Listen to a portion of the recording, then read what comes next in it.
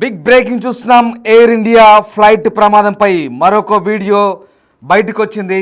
గాల్లోకి లేచిన క్షణాల్లోనే విమానం కుప్పకూలినట్టుగా అర్థమవుతుంది.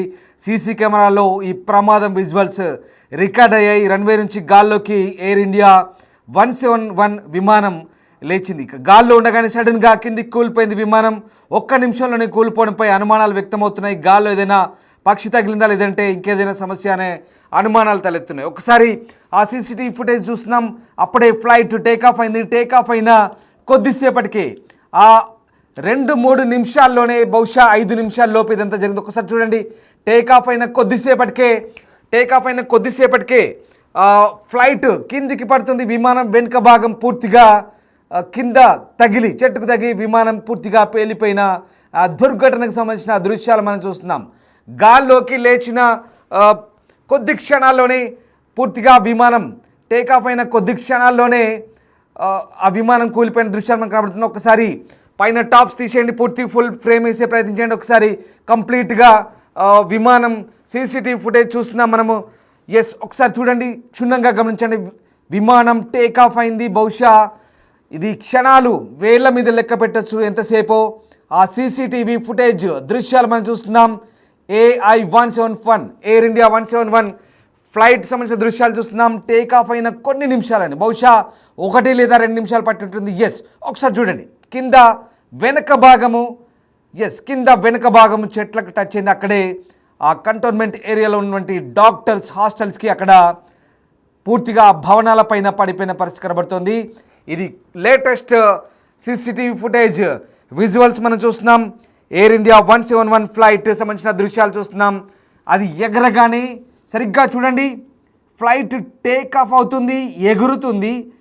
ఎగరగానే ఆ మధ్యలో సరిగ్గా ఇక్కడే ఎగరగానే ఈ మధ్యలోనే ఏం జరిగింది? పక్షి ఢీకొట్టిందా లేదా ఏదైనా సాంకేతిక లోపమా?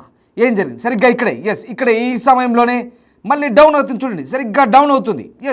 డౌన్ అవుతుంది. అలా డౌన్ అవుతూ వెనక భాగము సరిగ్గా అక్కడ ఉన్నటువంటి చెట్లకు ఢీకొట్టి భారీ భవంతుల మీద, రెసిడెన్షియల్ కాంప్లెక్స్ మీద పడిపోయిన పరిస్థితి. సరిగ్గా సముద్ర మట్టానికి 635 అడుగుల ఎత్తులో ఇది ఉంది. దాదాపుగా సరిగ్గా 20,000 లేదా 25,000 అడుగుల ఎత్తులో ఉంటే కనుక, 25,000 ఫీట్లో ఉంటే కనుక ఏదైనా ప్రమాదం నుంచి తప్పించేందుకు వీలుండేది. సరిగ్గా అప్పటికే మేడే కాల్, మేడే అంటూ 3 సార్లు పైలట్ మొత్తుకున్నాడు. ఏటీసీ సెంటర్కి కనెక్ట్ అయింది. కానీ ఏటీసీ సెంటర్ నుంచి రిప్లై వచ్చేలోపే ప్రమాదం, ఘోర దుర్ఘటన. 242 మంది, విజయ్ రూపాణితో సహా, గుజరాత్ మాజీ ముఖ్యమంత్రితో సహా 242 మంది ఆ ఫ్లైట్లో ఉన్నారు. ఆన్ బోర్డ్ 242 మెంబర్స్ ఉన్నారు. అందులో 63 మంది బ్రిటన్ జాతీయులు, 7 పోర్చుగల్ దేశస్థులు, ఒక కెనడియన్ పౌరుడు కూడా ఉన్నట్టుగా తెలుస్తుంది. వీళ్ళంతా కూడా దాదాపు ఎవ్వరూ బతికి బట్ట కట్టినట్టుగా సమాచారం లేదు. కానీ ఒక అద్భుతం జరిగింది. ఒక తాజా బ్రేకింగ్ చూస్తున్నాం. ఒక అద్భుతం జరిగింది. ఇందులో ఒక వ్యక్తి మృత్యుంజయుడిగా బయటపడ్డాడు. రమేష్ విశ్వాస్ కుమార్ అనే వ్యక్తి మృత్యుంజయుడిగా బయటపడ్డాడు. ఆ వ్యక్తి నడుచుకుంటూ వచ్చాడు, చిన్నపాటి గాయాలతో నడుచుకుంటూ వచ్చాడు. ఇది మాత్రం ఒక అద్భుతంగా చెప్పాలి. ఆ ప్రమాదం జరిగిన తర్వాత ఎయిర్ ఇండియా విమాన ప్రమాదంలో ఇతడు మృత్యుంజయుడిగా బయటపడ్డాడు. ప్రమాదం నుంచి స్వల్ప గాయాలతో బయటపడ్డ దృశ్యాలు మనకు కనబడుతూ ఉన్నాయి. ఆ దృశ్యాలకు సంబంధించి 11A సీటు ప్రయాణికుడు రమేష్ విశ్వాస్ కుమార్ 11A సీటు ప్రయాణికుడు రమేష్ విశ్వాస్ కుమార్ బయటపడి నడుచుకుంటూ వస్తున్న దృశ్యాలు కూడా మేము మీకు చూపించాం. ఇవే దృశ్యాలు. ఇదిగో ఇతడే రమేష్ విశ్వాస్ కుమార్. ఆ ఫ్లైటు ఇక్కడ నుంచి అహ్మదాబాద్ నుంచి లండన్ వెళ్ళే ఫ్లైట్లో ఎక్కిన రమేష్ విశ్వాస్ కుమార్ చిన్నపాటి గాయాలతో ఎంత కూల్గా నడుచుకుంటూ వస్తున్నాడు. కాస్త కుంటుకుంటూ నడుస్తున్నాడు అంతే తప్పించి పెద్ద గాయాలేం జరగలేదు అతనికి. అక్కడ పెద్ద గాయాల పాలేం లేదు. ఇతను మృత్యుంజయుడు, బహుశా అత్యంత అదృష్టవంతుడు. మృత్యువును జయించాడు. మృత్యుంజయుడిగా అతడు బయటికి వచ్చాడు. అతడే రమేష్ విశ్వాస్ కుమార్. నడుచుకుంటూ బయటికి వస్తున్న దృశ్యాలు మనం చూస్తున్నాం. ఎమర్జెన్సీ ఎగ్జిట్ నుంచి దూకేసినట్టుగా విశ్వాస్ చెప్తున్నాడు. అహ్మదాబాద్లోనే విమానం ఎక్కాడు రమేష్ విశ్వాస్. 11A సీటు, అది ఎమర్జెన్సీ డోర్ పక్కనే ఉంటుంది. బహుశా ఈ ప్రమాదాన్ని పసిగట్టిన రమేష్ విశ్వాస్ వెంటనే ఎమర్జెన్సీ ఎగ్జిట్ను ఓపెన్ చేశాడు. అది తెరుచుకోగానే అందులోంచి గబగబా బయటికి దూకేశాడు. ప్రాణాలతో బయటపడ్డ ఏకైక వ్యక్తి రమేష్ విశ్వాస్ కుమార్. రమేష్ విశ్వాస్ కుమార్ని ప్రస్తుతం చికిత్స అందిస్తున్నారు. అతనికి సంబంధించి పూర్తి స్థాయి వివరాలు ఆరా తీసే పనులు ఉన్నారు. ఒక్కసారి రమేష్ విశ్వాస్ కుమార్ సంబంధించిన ఆన్ బోర్డ్ పాస్ చూద్దాం. 11A ticket number 11A. Yes, ఆ టికెట్ కూడా చూడండి. రమేష్ విశ్వాస్ కుమార్కి సంబంధించినటువంటి టికెట్ అది. 11A నంబర్ సీట్లో కూర్చున్నాడు. విమానం కూలిపోయిన ఘటనలో ఇతనొక్కడే మృత్యుంజయుడిగా బయటపడ్డాడు. ఆ పక్క విజువల్లో చూస్తున్నాం మనం. ఫ్లైటు ఒక్కసారిగా గాల్లోకి ఎగరడం ప్రారంభించగానే ఎస్ ఎగురుతోంది. ఎగిరిన కొద్ది క్షణాల్లోనే పైకి నెమ్మదిగా వేగం పుంజుకుంటూ పైకి లేస్తుంది. కానీ సరిగ్గా 635 అడుగుల ఫీట్లోకి లేవగానే ఎస్ ఇక్కడ చూడండి రైట్ నెమ్మదిగా అలా అంతే వేగంతో కిందికి కదులుతోంది. అంతే వేగంతో కిందికి ఆ ఫ్లైట్ అక్కడి నుంచి అలా కిందికి వెళ్తూ ఫ్లైట్ వెనక భాగం అక్కడ చెట్టును ఢీకొని తర్వాత కంటోన్మెంట్ ప్రాంతంలో ఉండి జూనియర్ డాక్టర్స్ హాస్టల్స్ మెస్ ఎదుగుతుంది. అప్పుడే సరిగ్గా అది మధ్యాహ్న సమయం. ఆ సమయంలోనే జూనియర్ డాక్టర్లు భోజనానికి వచ్చారు. బహుశా వాళ్ళంతా కూడా కొంతమంది అందులో దురదృష్టవంతులు అనుకోవాలి. ఎందుకంటే అందులో కూడా ఎంతమంది ప్రాణాలు కోల్పోయారు, ఇప్పటివరకు ఎంతమంది గాయాల పాలైనారని ఇంకా తెలియాల్సింది. ఎందుకంటే చాలా పెద్ద సంఖ్యలో ఈ ఫ్లైట్లో ఉన్న 242 మందితో పాటు కింద ఆ 2 భవంతులు కూడా విధ్వంసానికి గురయ్యాయి. 2 భవంతులు కూడా భారీ బ్లాస్ట్ జరిగితే ఏ రకంగా ఉంటుందో ఆ రకంగా 2 భవంతులు కుప్పకూలిపోయాయి. ఆ 2 భవంతులు ఒకటి సీనియర్ రెసిడెంట్ డాక్టర్ల బిల్డింగ్, మరొకటి జూనియర్ డాక్టర్లు ఉన్నటువంటి మెడికల్ ఉన్నటువంటి బిల్డింగ్. అక్కడ ఆ ప్రాంతంలో కూలినప్పుడు బహుశా ఆ కింద ఎంతమంది చనిపోయారనేది ఇంకా క్యాజువాలిటీస్ రిపోర్ట్ కావాల్సిన పరిస్థితి కనబడుతుంది. పూర్తి సమాచారం అందాల్సిన పరిస్థితి కనబడుతుంది. ఎందుకంటే ఇప్పటికే పదుల సంఖ్యలో గాయపడ్డారు, డజన్ల సంఖ్యలో గాయపడ్డారు. వాళ్ళందరినీ కూడా స్థానికంగా ఉన్నటువంటి సివిల్ హాస్పిటల్కి చేర్పించారు. వెంటనే ఎన్డీఆర్ బృందాలు రంగంలోకి దిగాయి, ఇండియన్ ఆర్మీ రంగంలో దిగింది, ర్యాపిడ్ యాక్షన్ ఫోర్స్ రంగంలోకి దిగింది. వెంటనే అంబులెన్సులు, ఆ ప్రాంతం అంతా కూడా సైరన్ల మోత, అంబులెన్సులు వెంటనే పరుగుపరుగున వచ్చేసాయి. ఇక వెంటనే కేంద్ర పౌర విమానయాన శాఖ director general of civil aviation అన్నీ కూడా రంగంలోకి దిగాయి, దర్యాప్తు ప్రారంభించాయి. ఏం జరిగింది? సరిగ్గా ఆ 5 నిమిషాల్లోనే ఈ ప్రమాదం జరిగింది. 242 మందితో 12 మంది క్యాబిన్ క్రూతో, పైలట్తో సహా, pilot Sumit Sabharwal, pilot Clive, వీళ్ళంతా కూడా హోస్ట్ చేస్తున్నారు ఆ ఫ్లైట్ని. దాదాపు 10 మంది క్యాబిన్ క్రూ ఉన్నారు. వీళ్ళందరితో కలిసి బయలుదేరిన ఎయిర్ ఇండియా విమాన ప్రమాదం ఇవాళ ఒక విషాదాంతంగా ముగిసిన పరిస్థితి. భారతదేశ చరిత్రలోనే అతిపెద్ద విమాన దుర్ఘటన ఇది. గతంలో చరిత్రలో చాలా విమాన ప్రమాదాలు జరిగే భారత్లో కూడా, కానీ ఇప్పుడు ఇది అతిపెద్ద విమాన ప్రమాదంగా చెప్పొచ్చు. 241 ప్రయాణికులతో ఉన్నటువంటి విమానం హాస్టల్పై కూలడంతో దాదాపుగా అందరూ చనిపోయినట్టు భావిస్తున్నారు. కానీ ఒక్కరే రమేష్ విశ్వాస్ మృత్యుంజయుడిగా బయటపడ్డాడు. సో 242 మందిలో ఇతనొక్కడే బతికి బయటపడ్డట్టుగా మనకు అర్థమవుతుంది. పక్క బాక్స్లో చూస్తున్నారు ఆ విజువల్. రమేష్ విశ్వాస్ నడుచుకుంటూ వెళ్తున్న దృశ్యాలు మనకు కనబడుతూ ఉన్నాయి. ప్రస్తుతం ఇతనిపైనే అందరి దృష్టి. ఇప్పుడు చనిపోయిన వాళ్ళలో 160 మంది భారతీయులు ఉన్నారు, దాదాపు 53 మంది బ్రిటిష్ దేశస్తున్నారు, అలాగే 7 పోర్చుగీస్ పౌరులు ఉన్నారు, అలాగే ఒక కెనడియన్ జాతీయుడు ఉన్నాడు. సో మొత్తం అందరూ కూడా ఒకరు మినహా అందరూ కూడా చనిపోయినట్టుగా భావించాల్సి వస్తుంది. ఇక ఈ ప్రమాదానికి సంబంధించి ఇప్పటికే డీజీసీఏ దర్యాప్తు మొదలుపెట్టింది. బ్లాక్ బాక్స్ను కూడా స్వాధీనం చేసుకున్నట్టుగా తెలుస్తోంది. బ్లాక్ బాక్స్ను క్షుణ్ణంగా పరిశీలిస్తే కనుక ప్రమాదం జరిగిన తీరు, అంటే మేడే కాల్కు సంబంధించి రిప్లై ఈ పైలట్ వినేలోపి, మేడే కాల్ అంటే సాధారణంగా ఈ మేడే కాల్ అంటూ నేను మీకు వివరించే ప్రయత్నం చేస్తాను. మేడే కాల్ అంటే సాధారణంగా విమానాల్లో లేదా నావీ సంబంధించినటువంటి ఎమర్జెన్సీ సంబంధించిన అలర్ట్గా చెప్తారు. ఒక్కసారి రమేష్ విశ్వాస్ సంబంధించినటువంటి ట్రీట్మెంట్ సంబంధించిన ఫోటో ఒకటి చూస్తున్నాం. తొలుత నడుచుకుంటూ వెళ్తున్న వ్యక్తి రమేష్ విశ్వాస్, తర్వాత మళ్ళీ హాస్పిటల్లో చేర్పించిన తర్వాత అతని స్టేటస్ ఒక్కసారి చూడండి. చిన్నపాటి గాయాలు మాత్రమే అయ్యాయి, బాగానే ఉన్నాడు, నడుచుకుంటూ వస్తున్నాడు. కాస్త కుంటూ నెమ్మదిగా నడుచుకుంటూ వెళ్తున్న పరిస్థితి, అంటే కొంత కాలు అక్కడ బెనికినట్టుగా కనిపిస్తోంది. తర్వాత బాగానే నడుచుకుంటూ వచ్చాడు. ఒకటి మాత్రం నిజంగా అద్భుతం, ఇది అంత పెద్ద ప్రమాదంలో ఆ మాత్రం కాలు బెనికి చిన్నపాటి గాయాలవడం కూడా అలా బయటపడడం కూడా నిజంగా అది ఒక రకంగా అది ఇవాళ లక్కీయెస్ట్ పర్సన్ ఎవరైనా ఉన్నారు భారతదేశంలో అంటే బహుశా రమేష్ విశ్వాస్ కుమార్ అని చెప్పాలి. మృత్యువు నుంచి బయటపడ్డాడు ఆ వ్యక్తి. సరిగ్గా ఎగురుతున్న విమానం ఉందే, అదే విమానంలో రమేష్ విశ్వాస్ కూడా ఉన్నాడు. కానీ 242 మందిలో ఆ కూలిపోయిన విమానంలో బహుశా ఇతను ఒక్కడే బతికి బయటపడ్డాడు. ఇక మిగతా అందరూ కూడా చనిపోయినట్టుగా దాదాపుగా నిర్ధారిస్తున్నారు. ఎస్, మీకు ఒక్కసారి మేడే కాల్ గురించి చెప్పే ప్రయత్నం చేస్తాను.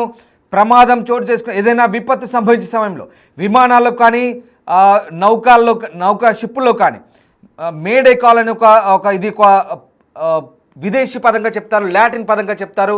ఈ పదాన్ని వినియోగించడం ద్వారా అంటే విపత్తులు సంభవించినప్పుడు ఆ కాల్ను వినియోగిస్తారు. మేడే కాల్ అనేది వినియోగిస్తారు. విపత్తులు సంభవించినప్పుడు విమానాలు అయితే ఏటీసీ సెంటర్ కానీ, నావికా దళం అయితే నేవీ అయితే వాళ్ళకి సంబంధించినటువంటి నావిగేషన్ కంట్రోల్ కమాండ్ కంట్రోల్ కానీ పంపే అవకాశం ఉంది.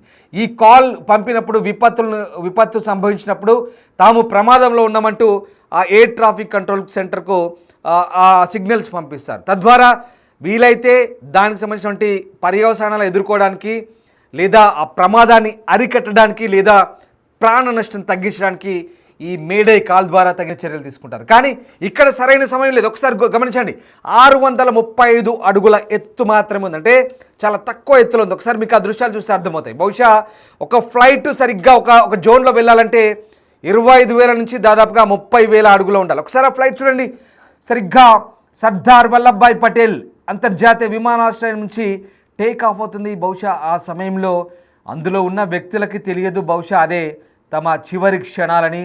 నిజంగా వాళ్ళంతా కూడా ప్రాణాలు కోల్పోయారు. ఒక బ్రిటిష్ జాతీయుడు కూడా ఆ లాంజ్లో, ఎయిర్పోర్ట్ లాంజ్లో తీసిన వీడియో కూడా ఇప్పుడు ఇన్స్టాగ్రామ్లో వైరల్గా మారుతుంది. ఎస్, సరిగ్గా ఈ మధ్యలోనే ఏదో జరిగింది.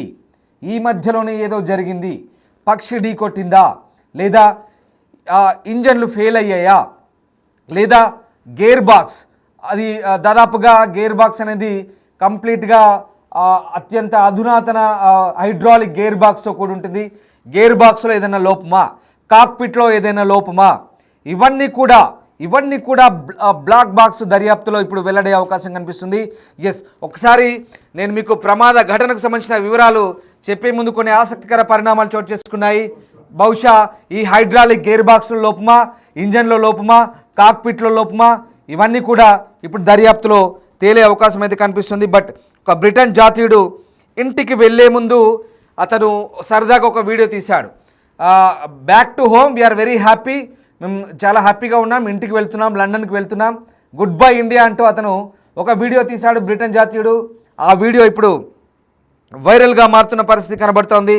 ఇక వెంటనే ఈ బోయింగ్కి సంబంధించి ఇప్పటికే అటు ప్రపంచ దేశాలు కూడా స్పందించాయి. బోయింగ్ విమాన ప్రమాదానికి సంబంధించి ఇప్పటికే బ్రిటన్ ప్రధాని కీర్ స్టార్మర్ కూడా సంతాపాన్ని వ్యక్తం చేశాడు.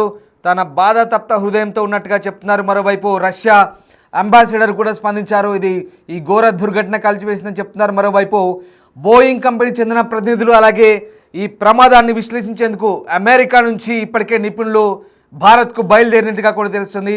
ప్రమాదాన్ని విశ్లేషించేందుకు ముఖ్యంగా బ్లాక్ బాక్స్ లభ్యమైంది. బ్లాక్ బాక్స్ను స్వాధీనం చేసుకున్న తర్వాత బ్లాక్ బాక్స్లో నిక్షిప్తమైనటువంటి సమాచారం అంతా కూడా సేకరించే పనిలో ప్రస్తుతం అధికారులు ఉన్నారు. ఈ ప్రమాదం ఎలా జరిగింది, ఎందుకు జరిగింది, అసలు పైలట్కు ప్రమాదం జరిగిన సమయంలో ఎందుకు సమయం దొరకలేదో ఈ మొత్తం విశ్లేషణ చేసే ప్రయత్నంలో ఉన్నారు. ఎస్, మా ప్రతినిధి శివ ఢిల్లీ నుంచి జాయిన్ అవుతున్నారు. శివ, అసలు ప్రమాదానికి సంబంధించి ప్రాథమికంగా DGCA director general of civil aviation ఏమని నిర్ధారించింది, అలాగే ఎయిర్పోర్ట్ అథారిటీస్ ఏం చెప్తున్నాయి, పౌర విమానయాన శాఖ ఇప్పటి వరకు ఎలాంటి అధికారిక ప్రకటన చేసింది?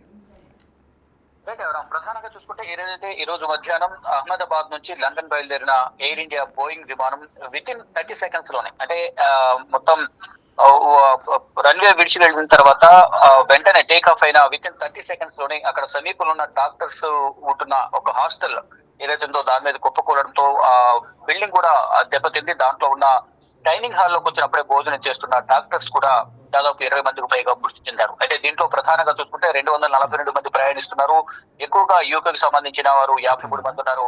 ఇటు భారత్ కు సంబంధించి 150 మందికి పైగా ప్రయాణికులు ఉన్నారు. ఇటు ఎయిర్ ఇండియా సిబ్బంది, ఇతర దేశాలకు సంబంధించి మొత్తం 242 మంది అక్కడ ప్రయాణిస్తున్నట్టు తెలుస్తుంది. దీనికి ప్రధాన కారణం సాంకేతిక లోపాలే ప్రధాన కారణంగా కూడా భావిస్తున్నారు. దీనికి సంబంధించి ఏదైతే ఢిల్లీ నుంచి అహ్మదాబాద్ ప్రయాణించిన ఒక ప్రయాణికుడు కూడా దానికి సంబంధించి మెయింటెనెన్స్ కానీ మరో ఏసీ ఒకటి పని చేయడం లేదు, దాని మెయింటెనెన్స్ సరిగా లేదంటూ కూడా ఎయిర్ ఇండియాకు కంప్లైంట్ చేశాము. కానీ నేను ఢిల్లీ నుంచి అహ్మదాబాద్ వచ్చాను. అక్కడ అహ్మదాబాద్ నుంచి వితిన్ 2 hours లో అక్కడ నుంచి లండన్ బయలుదేరింది. అక్కడ ఈ ప్రమాదం చోటు చేసుకుంది. ఏదైతే టేక్ ఆఫ్ అయిన మొత్తం 30 seconds లోనే మనం వీడియో కూడా చూస్తే కనుక అక్కడ సీసీ ఫుటేజ్ కూడా ఎయిర్పోర్ట్ అథారిటీ రిలీజ్ చేసింది. వితిన్ 30 seconds లోనే విమానం అనేది పడిపోయిన పరిస్థితి కనిపిస్తుంది. అయితే ఈ విమానంలో ప్రయాణిస్తున్న ఒక ప్రయాణికుడు మినహా మిగతా అందరూ కూడా చనిపోయారనేది ఒక ప్రధానంగా తెలుస్తుంది. దీంట్లో ఎయిర్ ఇండియా విమానంలో విశ్వాస్ కుమార్ రమేష్ అనే వ్యక్తి ప్రమాదంలో ప్రాణాలతో బయటపడినట్టుగా తెలుస్తుంది. ఆసుపత్రిలో ప్రజెంట్ అతను చికిత్స పొందుతున్నాడని అహ్మదాబాద్ పోలీస్ కమిషనర్ వెల్లడించారు. విమాన ప్రమాదంలో ప్రాణాలతో బయటపడ్డ ఏకైక వ్యక్తి విశ్వాస్ కుమార్. ఆయన మీడియాతో కూడా మాట్లాడారు. విమానం టేక్ ఆఫ్ అయిన 30 seconds లో అంటే 30 సెకండ్ల భారీ శబ్దం వచ్చి కూలిపోయింది అనేది ఆయన చెప్తున్నారు. రైట్ శివ, అంటే ఇప్పుడు ప్రమాదానికి కారణం ఏమై ఉంటుంది? అధికారులు ఎలాంటి నిర్ధారణకు వచ్చారు? దీనికి సంబంధించి ఏం చెప్తున్నారు? ప్రమాదానికి సంబంధించి మాత్రం సాంకేతిక కారణాలే దీనికి ప్రధాన లోపం అయిండొచ్చు అనేది కూడా ఒక అభిప్రాయానికి అయితే వస్తున్నారు. ఇప్పటికే పౌర విమానయాన శాఖ మంత్రి అక్కడ సంఘటన స్థానాన్ని పరిశీలించారు. అధికారుల నుంచి సమాచారం తెలుసుకున్నారు. మరి కాసేపట్లోనే ఆయన అక్కడ పరిశీలించిన కాసేపటికే కేంద్ర హోంమంత్రి అమిత్ షా, గుజరాత్ సీఎం భూపేంద్రభాయ్ పటేల్ ఇద్దరు కూడా మొత్తం ముగ్గురు కలిసి ఆ ప్రమాదం జరిగిన ప్రాంతాన్ని పరిశీలించి అక్కడున్న అధికారులందరితో కూడా మాట్లాడి అసలు సంఘటన ఏ విధంగా జరిగిందనే వివరాలు కూడా సేకరించారు. అదే ఇక ప్రమాదానికి గల ప్రధాన కారణం ఏంటి అనేది కూడా ఇంకా ధృవీకరించలేకపోతూ ఉన్నారు.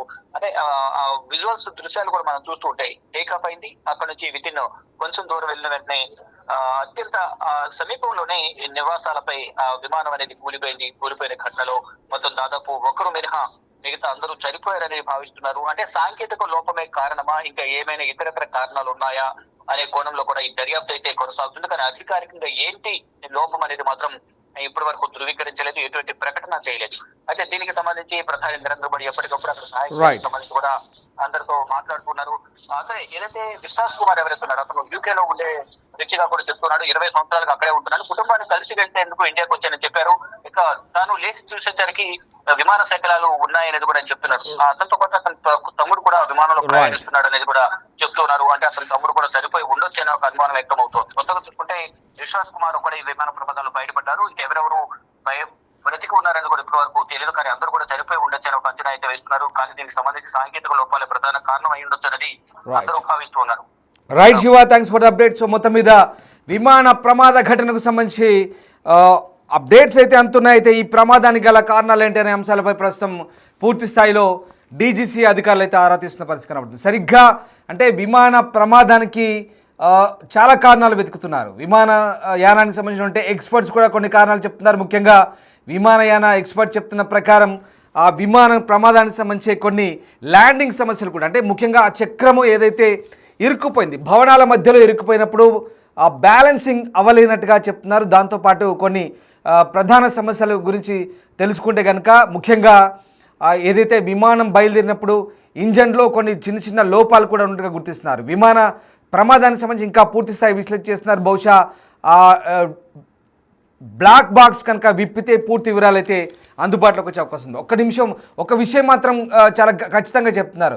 విమానం 35,000 అడుగుల ఎత్తులో ఉంటే కనుక ప్రమాదాన్ని కాస్త నివారించే అవకాశం ఉండదు. ఎందుకంటే ఆ 35,000 అడుగుల ఎత్తులో ఉంటే కనుక ఏటీసీ సెంటర్ కొంత విమానాన్ని కంట్రోల్ చేసే అవకాశం ఉండేది, ప్రమాద తీవ్రత తగ్గేది. ఎందుకంటే కేవలం సముద్ర మట్టానికి 625 అడుగుల ఎత్తులో ఉంది విమానం. క్రమక్రమంగా ఒకసారి చూడండి, 400 అడుగులు అలా ప్రతి సెకండ్కి 400 అడుగులు తగ్గుకుంటూ వస్తుంది, కిందికి దిక్కుంటూ వస్తుంది. ప్రతి సెకండ్కి 400 అడుగులు దిక్కుంటూ వస్తూ అదే వేగంతో వెనక భాగం ఏదైతే ఉందో అది కంప్లీట్గా ఢీ కొట్టింది. ఈ రేంజ్లో ఉంది. ఇలా ఇది పైకి కనబడుతుంది. ఇలా వెనక భాగం ఏదైతే ఉందో చెట్టును ఢీ కొట్టి ఇక్కడే పూర్తిగా డెస్ట్రాయ్ అయిన పరిస్థితి కనబడుతుంది. అక్కడ ఆ బిల్డింగ్లో పడ్డది. సరిగ్గా 625 అడుగుల ఎత్తుకు వెళ్తున్న తర్వాత అప్పుడే క్రమంగా వేగం పుంజుకుంటూ ఇలా వెళ్తూ వేగం పుంజుకుంటూ 25,000 అడుగుల ఎత్తుకు వెళ్ళేసరికి ఇలా ఈ లెవెల్లో రావాల్సింది. కానీ ఇక్కడే ఈ లేస్తున్న క్రమంలోనే సరిగ్గా ఇక్కడే ఈ బ్యాక్ ఏదైతే ఉందో అది అక్కడ ప్రతి సెకండ్కు 400 అడుగుల కిందికి దిగజారుతూ వస్తూ అక్కడ పూర్తిగా విమానం కుప్పకూలిపోయిన పరిస్థితి ధ్వంసమైంది. బహుశా ఇంకా ఎత్తులో ఉంటే కనుక కొద్దిసేపు అయితే కనుక ఒక 20,000 అడుగులు లేదా 30,000 అడుగుల ఎత్తులో ఉంటే కనుక ప్రమాద తీవ్రత తగ్గేది. పైలట్ అప్రమత్తం చేసేవాడు. పైలట్ అప్రమత్తం చేసేలోపే ఏటీసీ సెంటర్ కూడా విపత్తు నివారించే కాస్తో కూస్తో చర్యలు తీసుకునేది. కానీ ఇక్కడ ఆ సందర్భం లేకుండా పోయింది. కొన్ని విజువల్స్ మనం చూస్తాం. రైట్, ఆ సీసీటీవీ ఫుటేజ్ మనం గమనిస్తే కనుక చాలా ఖచ్చితంగా క్లియర్గా కనిపిస్తుంది. ఈ సీసీటీవీ ఫుటేజ్ ఇప్పుడు మనకు తాజాగా అందినటువంటి విజువల్ అది. ఒకసారి ఉదయం జరిగిన ప్రమాదం సంబంధించిన విజువల్ చూస్తే కనుక అది కాస్త దూరం నుంచి ఉంది. అది వెనక నుంచి తీసిన ఫుటేజ్ అది. ఇప్పుడు తాజాగా అందిన ఫుటేజ్ ప్రకారం మనము ఖచ్చితంగా విమానం టేక్ ఆఫ్ అయినప్పుడు ఏ రకంగా ఉంది, అది తర్వాత కింద పడ్డప్పుడు ఏ రకంగా ఉందో మనం ఒకసారి అర్థం చేసుకోవచ్చు. రైట్, ప్రమాదానికి సంబంధించి అసలు ఏం జరిగింది, ఆ 5 నిమిషాల్లో ఏం జరిగిందో నేను మీకు ఒకసారి మళ్ళీ చెప్పే ప్రయత్నం చేస్తాను.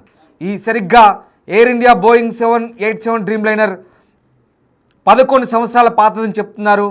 1:39 టేక్ ఆఫ్ అయ్యే సమయానికి ఇది రన్వే పైంది. ఉపగ్రహ డేటా ప్రకారం 1:38 రన్వే నుంచి చివరిలో ఉంది. అలాగే టేక్ ఆఫ్ అయిందని చూపిస్తుంది. టేక్ ఆఫ్ అయిన తర్వాత విమానం 625 అడుగుల ఎత్తులో సిగ్నల్ కోల్పోయింది.